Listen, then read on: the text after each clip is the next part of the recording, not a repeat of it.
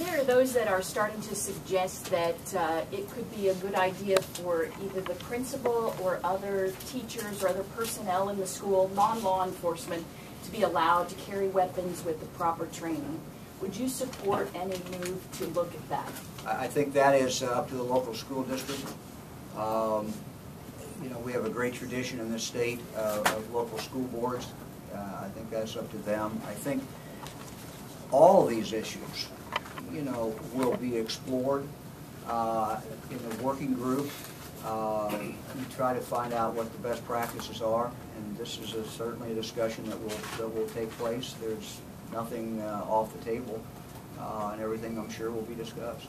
General, just to follow up on that, if teachers, educators are going to perhaps become the frontline responders, you have an active shooter, what are they going to be able to do without being armed? Well, first of all, they're not becoming, I won't parse words, but they're not becoming the first responders. They are the first responders, and we can see that by the tragedies that have occurred. What we know statistically is the active shooters do their damage in a matter of a minute. So to think that anyone else is going to get to that building as a first responder in that first couple of minutes is probably that's just probably not going to happen. Your question really goes to what we're going to look at. What are the things? What are all the different things that teacher, that principal can do to keep their kids safe? I don't pretend to be the expert. We've got experts, and that's what we're going to look at, frankly, in these courses. I'm just wondering, though, isn't that like the overbearing issue here, that you could train educators to do things that maybe they aren't used to doing, but the fact of the matter is, in that first minute you have someone with a gun, what could you possibly teach educators that would allow them to do to respond faster to protect children? Look, I'm not going to stand up here and try to formulate a plan off the top of my head that's a life and death matter for kids. That's what we have this process. That's what we've set this process in place for. It is not just a question of what you do when you have an active shooter. It is how do you stop an active shooter from being there. It is how do you identify an active shooter. We know that in some of these cases, the people who go back to these schools are people who they are familiar with. Not in every case, but who have either gone to school there or gone to a workplace.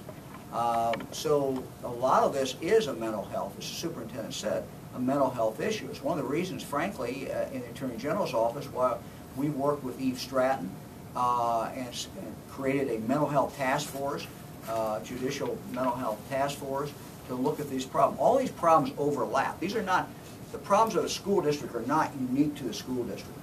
These are society's problems.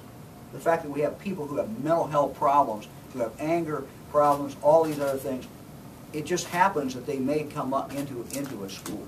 So I'm not going to write the plan here. I think that would be irresponsible for me to do it. Attorney General DeWine, in your first answer to the question, you did say you leave that up to the school districts.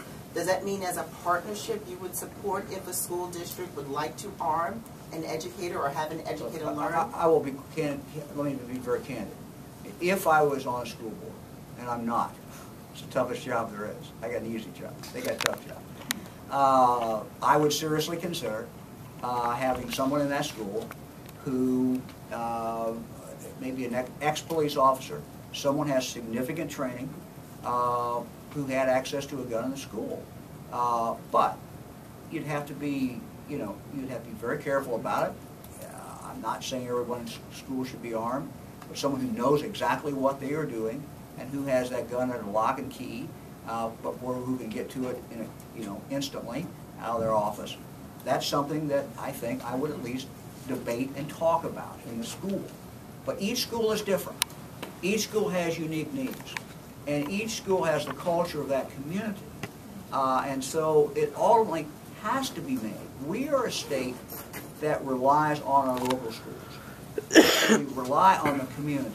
And that's what we believe, and I believe it in my heart. My school district, where my kids go to school, went to school, is a very, very small school district. It's run, we run that school district. They should be, Cedarville, Ohio should be making that decision. Columbus should be making that decision, not Mike DeWine. But what we bring to this, and what we're all talking about doing, is giving the best practices, the best knowledge, the best information. Then the local school has to decide how they utilize it. That's what our job is.